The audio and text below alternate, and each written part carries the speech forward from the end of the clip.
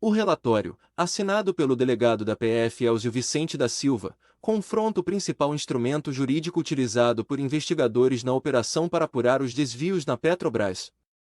Após o despacho de Salomão, o Conselho Nacional de Justiça CNJ revogou o afastamento da juíza.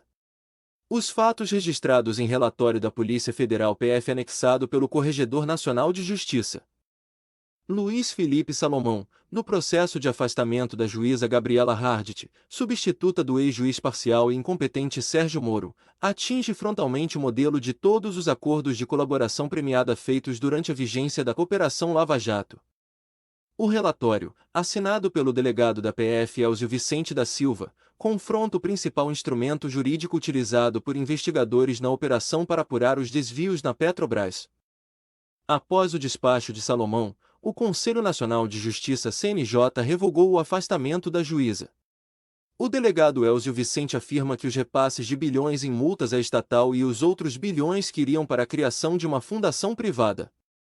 Fatos que têm sido citados, judicialmente, resultaram de acordos que usavam as mesmas metodologias das delações premiadas, que, em seu conceito, são irregulares.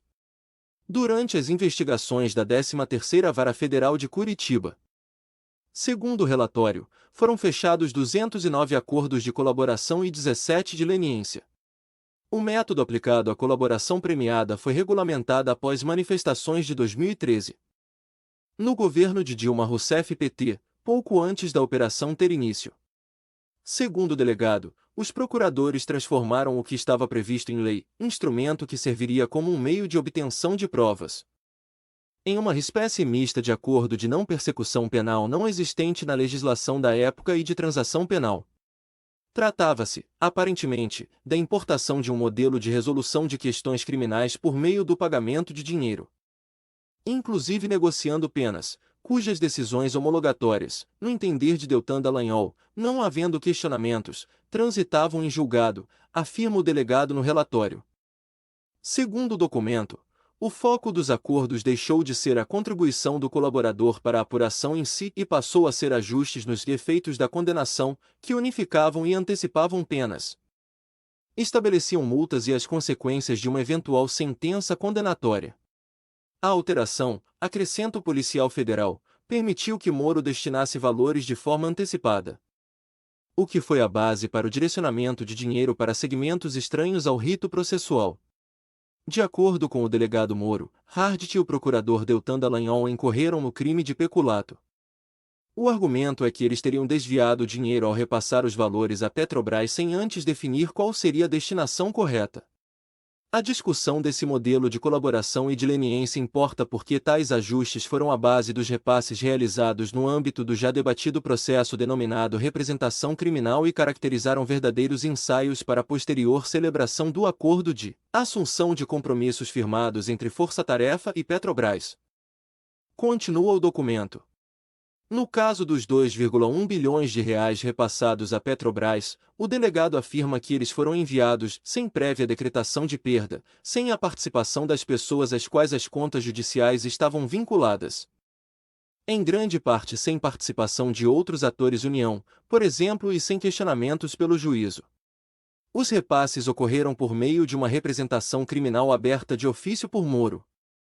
Em maio de 2016, quando já havia um processo formal de cooperação com autoridades norte-americanas. Os autos eram sigilosos e apenas Moro, o Ministério Público Federal MPF representado por Dallagnol e a alta direção da Petrobras tinham conhecimento. A falta de transparência na gestão dos valores, diz o delegado, permitiu o direcionamento do dinheiro sem questionamentos.